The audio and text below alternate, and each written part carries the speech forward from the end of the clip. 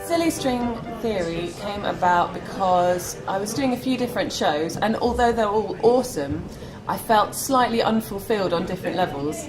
So one was that a few of the shows I was working on were really trying hard to tell a story.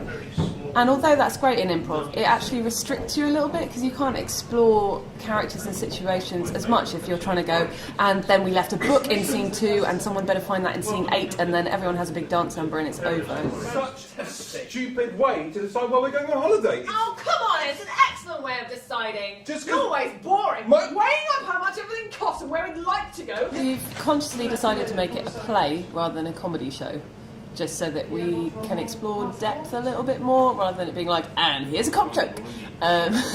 So we've got, we're using real life monologues from the actors as well, so it's very specific to them and those people that are involved, and you get to know a little bit about those people. It stopped, and he just continued walking, and just into the side of the fire engine.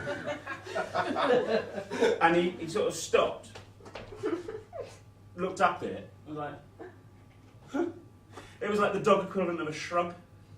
I don't know if dogs are physically capable of shrugging, but there was a real mannerism in it. It was like, huh, that wasn't there.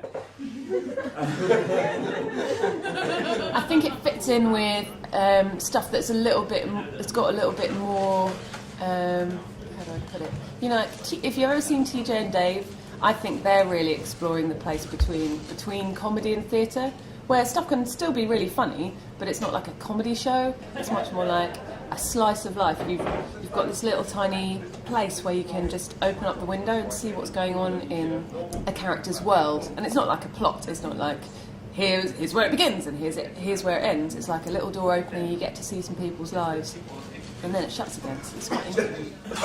We've got to finish it. Yeah, but open a window while you're just coughing yourself out death. You're so impractical, Marvin. I think this will be interesting. It's an evolution rather than a revolution, and I'm really excited about it. It's a great bunch of people, and it's going to be good. You would be away our troubles will flow. Have a little picnic, dip our toes in the water, maybe row out to our own boat. I have a 2-person show called Katie and Rach, and that's where the idea for this came. I'm actually putting my boots on as we talk. That's where the idea of the love of long, slowly developing comedy came out of that show, really. When do I get all the pieces? Well, I actually think it's slowly unfolding narrative with rich relationships.